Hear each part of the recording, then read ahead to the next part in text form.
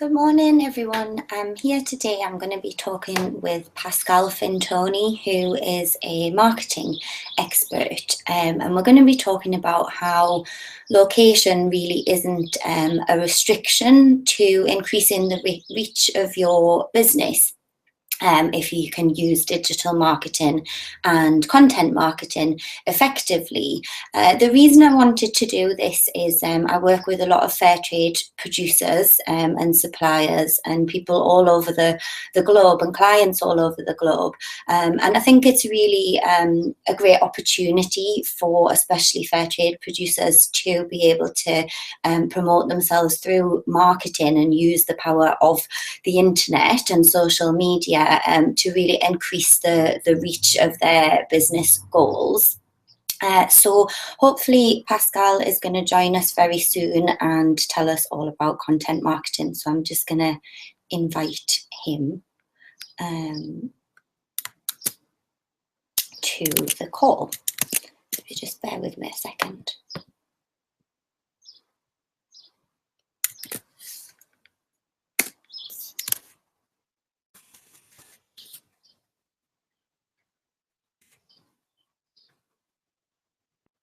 I've just sent the invite over there, and I'll just send him a quick email as well, so he knows it's coming.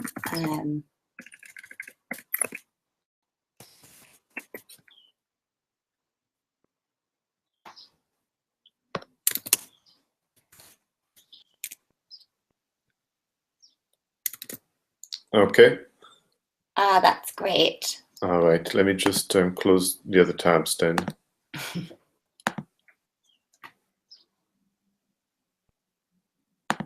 All right. So hello there. How are you doing? I'm okay, thank you. So I just did a little introduction just to explain that that we're here today to talk about content marketing, and that part of the reason I wanted to do this was maybe to inspire some of the fair trade producers to use content marketing their reach, and really to sort of enlighten people that location and technology in some respects isn't really a restriction to promoting your business if you have a basic understanding of how to do digital marketing and in particular content marketing. So if you want to introduce yourself and tell us a little bit about content marketing, that would be great. Well, thank you very much, and welcome to those of you who are watching us live or watching the replay. My name is Pascal Fintoni, as you can tell from the lower third there that I applied. And my job really is to help small businesses, individuals, find their story by creating better content faster.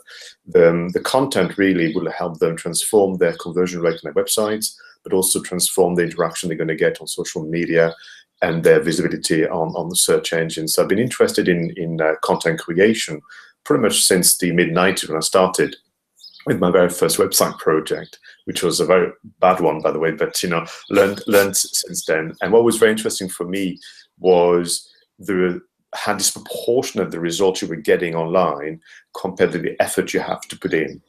And nowadays I have a bit of a mantra of my clients where I keep asking for minimum efforts to get maximum results, because that's one of the appeal.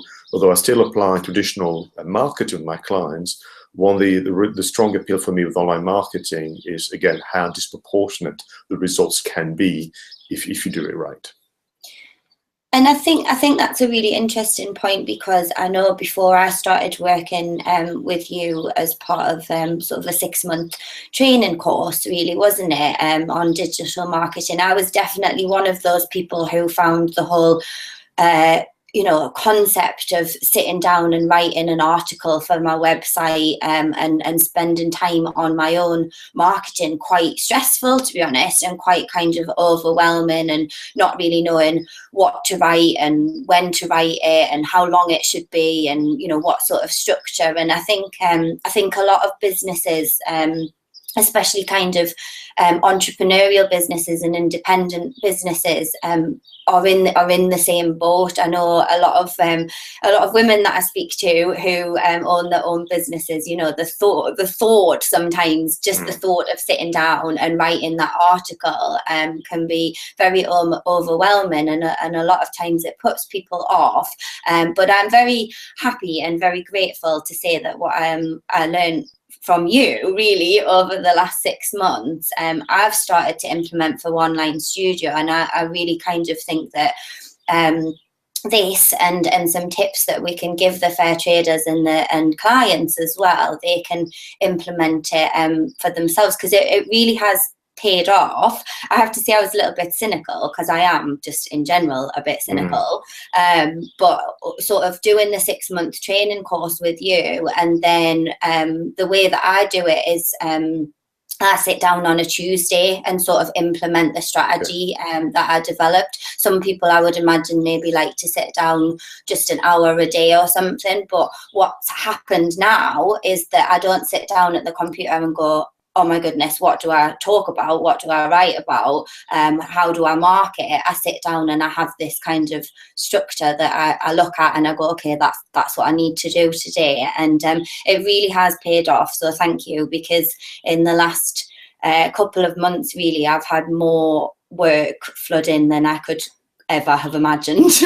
Well, we definitely need to do a case study about that at some stage. Yeah, definitely.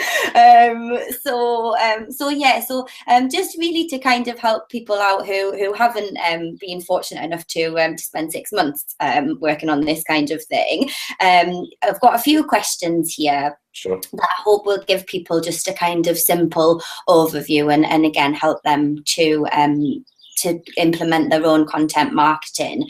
So the first one being, could you tell us a little bit about how digital marketing can help businesses to specifically to increase their reach?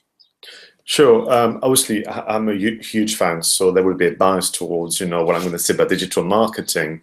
But going back to my earlier statements about, how disproportionate the results can be, there's also an added advantage, which is longevity. So you can create information today that can support your business for many months and many years on occasion, depending on the type of content to come. So you've got that longevity, which is actually, I think, a fair return on effort. Unlike more traditional platforms like newspaper, radio, or even print, where the return is very short-lived because of the vehicle. So longevity to me is interesting, but probably the reason why I am a huge fan is because you can ask for the support of your audience, because nowadays to share on information has been made so much easier by the platforms that, in fact, not only is this information easily accessible by your audience currently, but they could take and play a part in actually making this information reaching out beyond your own kind of network. Yeah. So you have a central possibility to really reach out in, again, a very limited period of time and effort. And that to me is very, very interesting. So now your role, therefore, is to create the content so that creates the condition, if you like, for that increased reach. Because, of course, nobody would knowingly or willingly share poor information or simply information that is outdated or that is repetitive. So there is an element of pressure on the creator to get it right. But again, the results then are amazing, and clearly you are an example of that. Yes, I think like you said, the whole, social media is it's just not an issue anymore, is it? Where you're located, you don't have to rely at all on, word of mouth in a particular area. And I think that's why it will be very beneficial for fair traders who obviously kind of live in areas that are quite rural and maybe don't have fantastic internet, but there is internet.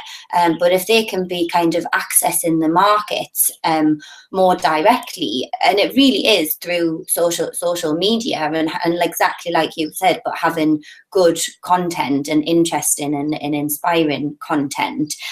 So on that note, How do you think that people might approach to choosing what to write about, maybe to how to approach picking perhaps a topic to write about for their particular business or organization? Sure. So I would begin by, essentially trying to ask people to find a way to look forward to content creation, which I know is difficult, but you want to find a way to put it in, imagine in your head that somebody is thoroughly enjoying accessing your information. They're having a great time reading it or looking at it if it's visual or watching if it's a video. And the reason for that is that the internet can allow us to create quite a rich experience when it comes to accessing information. And I would like people to kind of take on the role of a magazine editor and believe that, what they're doing on their website is almost a virtual representation or digital version of a magazine. They are the editor-in-chief, and they're taking great pride and great joy in creating this information. The difference being that we don't have to release the whole magazine in one go. We can do it one article at a time. But you can look back 6 months on and go, wow, look at this information I've created. But you need to find a way to create a scenario in your head where you look forward to doing it because you know that people are going to thoroughly enjoy accessing the information. So once you kind of have that image in your mind of this kind of being the editor-in-chief of a magazine, you want to realize that obviously your job is to look after the audience, and therefore the best place to begin with is to start with the audience kind of anticipation or expectation. And the reason why on occasion digital online marketing would fail or content creation would fail is because you've kind of not done it often enough. So you've not dealt with frequency as a first obstacle. So we'll talk about that. The second reason is it's not diverse enough. So it's quite repetitive in terms of the topics you're exploring. So the risk is that you're boring people. Not because the tone is not right. It's because, well, you've said that already, or we've heard this before. And then the third element is it's not diverse enough in the media format. So, part of it is to make sure that because we are in 2016 at the time of recording this video, it would be really to your advantage to mix it up and to have content which are around words, content which using strong visuals, and of course, content using videos. And you've got to kind of mix it up. So that would be kind of what you need to kind of do as the editor-in-chief. How do I make sure that it is frequent enough? How do I make sure that it's not repetitive in terms of the topics that I choose, and how is it diverse in terms of the format? So once you've done that, then you need to kind of plan for those topics in advance. So it would be very risky for me to kind of sit there at the computer and go, right, what am I going to write about today? So I think you want to be planning this in advance. And we use a technique which you'll know well of the content themes, and we take the view that people have 3 levels of interest. And it is your role really as the content editor or the content creator to kind of reflect and even research and ask about the 3 levels of interest. And so we tend to almost do this typically on the wall, like you have behind you with post-it notes, or on the whiteboard or whatever. We want to stand up and be creative about this. And we tend to draw 3 circles kind of inside one. And the small circle in the center, we call this the core topics. And typically this would be a range of topics whereby you are the expert. So in your line of work, I would expect all to do with branding, ethical business, and that type of thing. So there will be a bunch of words which are in the center called core topics. But if you only talk about your core topics, you risk to be repetitive. So to avoid that, what we need to do is add additional subjects, matters, which we called the associated subjects. So there will be other subjects closely related to what you do that the audience are interested in. And again, you can make a list of those, and you'll find very quickly that this list is much longer than your core topics. So in my case, at the center of my little diagram, there could be all manner of words to describe online marketing, content creation. But on the outside, what I call the associated subject, we could have issues like sales, business development, HR, ICT, web design, and all the kind of things that I know for a fact my customers need to know, but I'm not the expert, and I would recommend somebody else. So that's usually the way this is a subject, because you would not actually do this as chargeable work, for example. That's the way to differentiate that. So that's your level 2 interest. And there's a third level if you want to explore it, which is called overall themes. So when you consider your list of core topics, which is your favorite subject, but small, and when you look at the list of associated subjects, you should be able to find a recurring theme, almost like a way to summarize them. And you'll be able to write those on the outside. And it's meant to be kind of a small phrase or a couple of words that's meant to capture what this is about. So mine would be things like business development, entrepreneurship, export. They're very, very broad subject. And this diagram essentially is giving you a quick view of what is of interest to your audience. And it is your role to find a way to tackle those core topics, subjects, and themes through obviously a workflow. That's fantastic. And you just make it sound so simple and easy. And it is, once you kind of implement it in that way. And I think also what that does is having those circles is it also stops that what do I write about moment, or what do I, create a video about moment. And I think, what I found and a lot of other people who went on the course found was that you then get a bit of a snowball effect happening, that once you start implementing that, you've got more topics and more ideas than you could have imagined. So that's, a very, very helpful tip that hopefully people will take on board. Sure. And so obviously once people have implemented that stage, the next stage really to move on to is to actually get into the nitty gritty and do it and produce that content in whichever form you feel comfortable with, like you said, whether it's video, podcasting, writing, Sure. Images. Something that you a term that you have instilled is this concept of star content. So I just wondered if you could give us a little definition of what star content is and why it is essential to this process of content marketing. Sure. So this is something that I kind of invented for two reasons. One was most of my clients don't have a lot of time for marketing content creation. So that was number one kind of influencing factor. But the second one, perhaps an important one, was that I personally burnt out in 2009 as a content creator. I was doing too much, too often, to the point where eventually I completely kind of, got myself so stressed about it. It became very, I didn't enjoy it so much, but also get to the point where I couldn't do it anymore. I just had, that complete burnout, which is rather inconvenient in my industry and my profession. So after a big rest, I went back into thinking, well, I need to go back as a content creator, but the thought of it already, I'm feeling not happy about it. So I did a research exercise where I interviewed bloggers, I interviewed content creators, and two things. I wanted to avoid burning out again, because that's really quite unpleasant. But also I was thinking, actually, how do they do it? Because they all seem to be so busy, and yet they're always creating good content. So I wanted to kind of investigate that. So through the research, I came up with this concept of the star content. And star content, in a kind of superficially, you can look at it, is long form content that you do only once a month. And most people can manage that. And I explained, a method. So star content is a phrase I came up with because it will shine on the website forever. It literally is long form. It provides advice which will not date, which means you don't have to go back to it. But essentially, it attracts the attention of other content creators and that type of thing. So the star content is what you need, because without it, you will not convert your traffic. Let me explain what I mean by that. There's a lot of advice out there at the moment asking people to create short content because people's attention span allegedly is very short.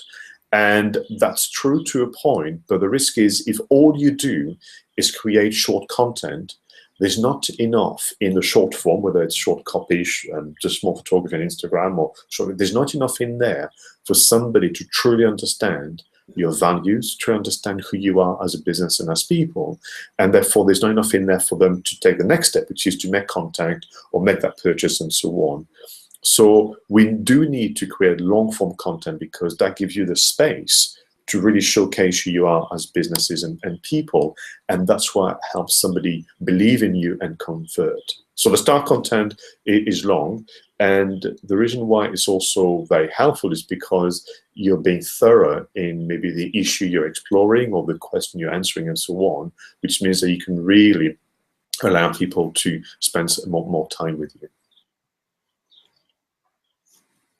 And I think you've kind of covered this really, but I was going to ask sort of, about how you might start putting a piece of store content together, and if there's a bit of structure that we can follow, because I know that's been very helpful for me, was to have just a little bit of a guidance structure, and then I could apply that structure to written content, but also to maybe to video content as well. So yeah, just if you've got any little tips on structure. No, absolutely. So you'll begin by going back to your diagram, where we looked at, the topics, the subject and the themes. And then what you would do is say, okay, well, for the next few weeks or few months, I want to explore this topic thoroughly. I want to explore this theme thoroughly. But all you are really planning to do is to create one star content that month, and we'll explore how we exploit it after that. And again, because I need to help my clients where time is short, and because I wanted to find a system that was supporting me, there is a template that works really, really well to really encourage people to do it. So to begin with, you want to imagine that you're not really facing a blank screen or the blank piece of paper. You are essentially just completing fields in an online form. So you are breaking down your long form content, the start content, into a small segment. So you don't feel anxious about, oh, look at this, everything I've got to do. So I tend to do it where I already have my little fields or sections on a Word document, and just complete them one by one, so it doesn't feel so onerous. So the first field or box you have to complete is to have a attention-grabbing and eye-catching title. And you can revisit that, as you go about. But that title is what are going to be drawn to the article. And the next thing you need to have is what I call the lead visual. So that visual needs to kind of marry up with the title, and it needs to really take over the width of the page. So if you're on a laptop or tablet or mobile phone, it really takes over the width, and it makes for visual interest. Between the title and the visual, people will use that to make a judgment call whether or not to spend time with you on your website. So it is worth spending time on it. The very first paragraph you're going to write is really designed to explain to the audience why you are writing this article or why you're making this video. You can say this using voice. And that's really quite important because of this kind of abundance of information out there. People are looking for reasons why they should spend time with you and why they should leave. And what we want to do is really, with this first paragraph, is to give them a good reason to stay. And the reason to stay is because there is a real reason behind why you're writing this article. And I call this, the what, why, and what has happened. Mm-hmm. So were you motivated by maybe an interaction with a client recently? Did you see something on TV? Did someone tweet, put a question on Twitter? But there has to be a real life scenario that prompted you to write this article.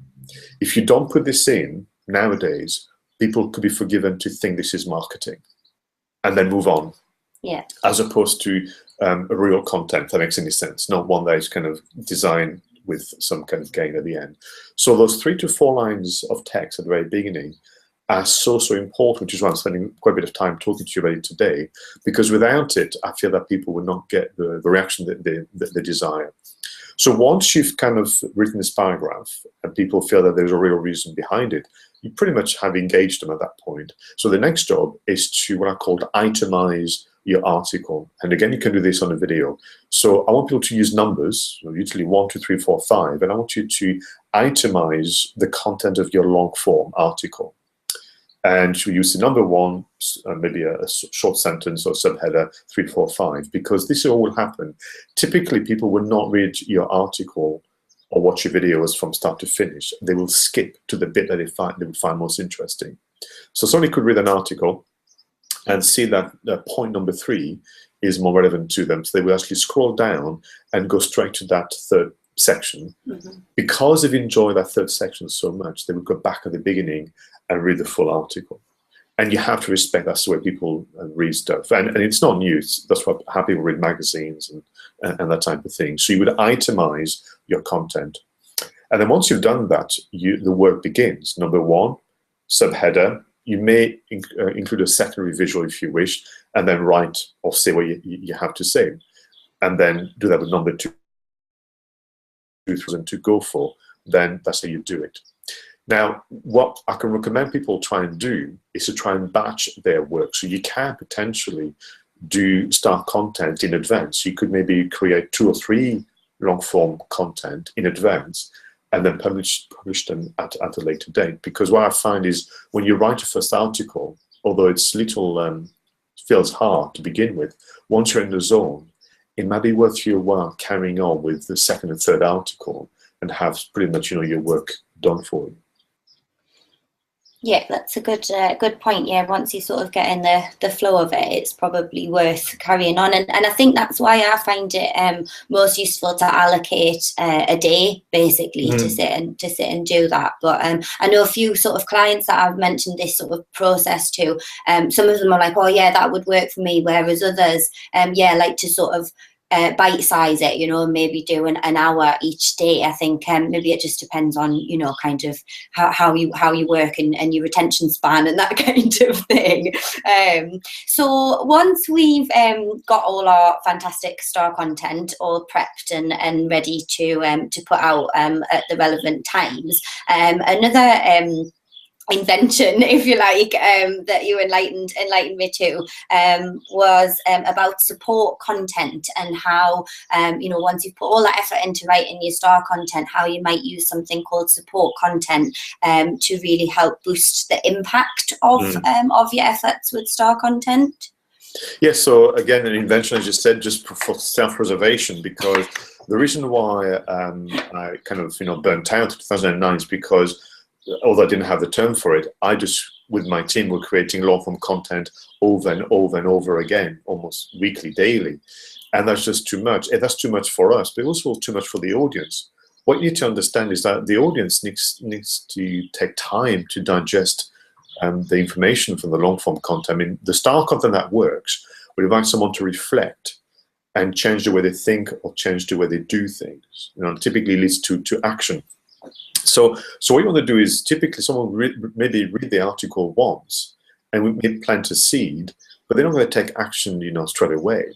And therefore, what we need to do is support them and support the start content with then more bite-sized bits of information that links back to the start content.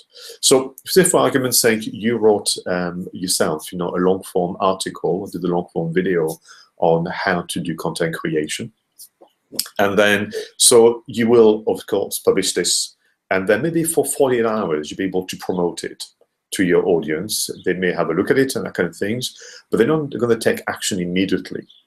And we need to remind them about, obviously, the start content, but we can't just keep pointing at it because we'll get fatigued by, that message. What we need to do is create bite-sized information, very, very short bit of content that points back to it. So, for example, you could maybe find some stats online that demonstrates that content has business benefits. Maybe some stats that shows that people wish they had more time. So anything like this from an authority, you could quote the stats. You can then say, and this is something that is obviously very important to you. Don't forget to check out my video interview or my how-to guide on that subject. So stats from authorities are a lovely way to create support content. So it'd be a very, very small bit of information on your website. You can tweet about it and so on, but its job is points back to your style content. You can also create some handouts maybe, or some free resources. So somebody, has listened, for example, to our conversation and making reference to little techniques and toolkits. You yourself can then create a handout out of that and then promote the handout. And they say, oh, by the way, if you want to understand how to use that more thoroughly, link back to your star content. So the stats are a very good way to do support content, resources, and then of course you can do news roundups. My customers find that so easy. So all you have to do is essentially have access to news through your online network, and then maybe once a fortnight, once a month, you would do a news roundup. So these are the top headlines in the world of content marketing. And by the way, don't forget to check out, our how-to guide or our star content for that reason. So these will be the 3 things that I would do. What is lovely about the support content, it will take you minutes to put together. I don't know if you had a chance to try yet, but star content will take you an hour or a bit more, where support content will take you 5 to 10 minutes to put together. Yeah. And you can do those more often, therefore. I think I've started, if you like, with the support content, but I'm not quite there yet. And I think that's really important, maybe, is to mention, is that when you are trying to implement these things, it's a bit of trial and error as well, and going back to the resources that you've learned things from, and just keep refreshing your memory. I do a thing that's hashtag brand inspirations. Which I started, and what I try to do with that is keep it relevant, maybe to a piece of star content that I've written. But actually, you've refreshed my memory just in this conversation about making sure to link back to it as well, because it's a no-brainer thing, but it's one of those errors that I think a lot of people make, is you put a lot of effort into something, and then you might forget to just put it on your website or link back to something on your website, whether it's a product that's relevant to what you've written, or another article. So I'm kind of getting there with it a little bit with the support content. Sure. Listening to you reminds me, that it's not an error, it's putting too much pressure on yourself because you misunderstood what the audience is looking for, and what they can cope with. So an audience, who follows you, would only be able to manage, so much information at the time. There's only so much information, asking them to think differently and act differently. So people can only make so many changes in their business or in their lives, per week and per month. So I would suggest that, for you and your audience, choose your campaign, be the editor again. What is the magazine's core theme this quarter or whatever, and just stick with that.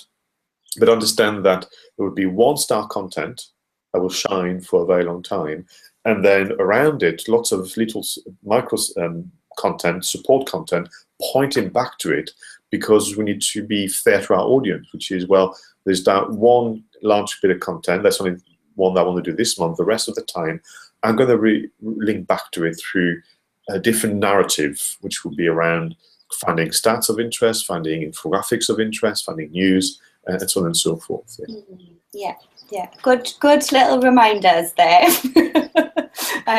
So thank you very much, and I really do hope that that is going to be helpful for the people that look at my website, and clients in particular, because it's fantastic. I think that these steps really allow you to take ownership of your own marketing, and I think that's really important. And I'll certainly be passing it on to a lot of the fair trade suppliers that we work with, because if they can get more direct trade, then that's something that I'm really passionate about, supporting them to really be able to do their own marketing. It's one of the WFTO's 10 fair trade principles, is to empower people in the global south to access different markets in the global north, and I kind of work from a very rural location, so it hasn't been a restriction at all,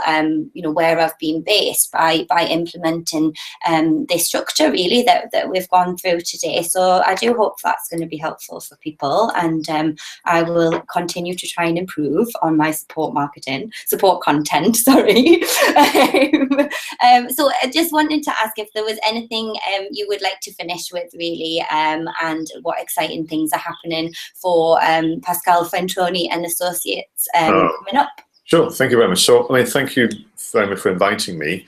I would like to, you and I have not discussed this, but if you're open to the idea, if people have been watching this live and watching the replay are interested and more questions come to mind, perhaps you and I should get together and do a live Q&A as a follow-up from this session, you know, which was the platform that suits people. Could be Facebook Live, Periscope, and more. So just as an offer, I know you and I haven't discussed it, but it feels natural progression to move to that. It's also applying the right rules because of content creation. You need to move from kind of content consumption to content interaction. So that's kind of things that you have to do. With regard to what's happening with me, I don't know if you know this, but on the 1st of July, I'm launching a live video show with my co-host Leon Howe, who's also one of the associates on the program. And every Friday, 6 p.m. GMT, we'll be exploring different facets of content creation. The show is entitled The Content Marketing Studio, and it's very much a live Q&A session as well. So using a platform called Blab, there'll be some adverts around that. And be launching also a podcast in September, interviewing content creators, but from around the world. So it's just an easier platform. And then apart from that, just continuing to cause trouble out there by keeping it simple and you know, making sure that's really, no matter the size of the organization is not a factor in their ability to create content. Yeah, definitely. Yeah. Okay then, thank you. Well, we'll wrap it up there, and I think the live Q&A is a fantastic idea because that'll allow lots of diverse types of people to really ask those questions and get into things for what's specific for them. So yeah, let's put that one in the calendar. Sure, I'll come to you. I was like going to Northumberland anyway, so yeah, that gives you an excuse to come to the seaside. Brilliant. All right then. Well, thanks again, Pascal, and yeah, I'll speak to you again soon. Okay then. Bye bye. And thanks to everybody for watching. Bye bye. Thank you.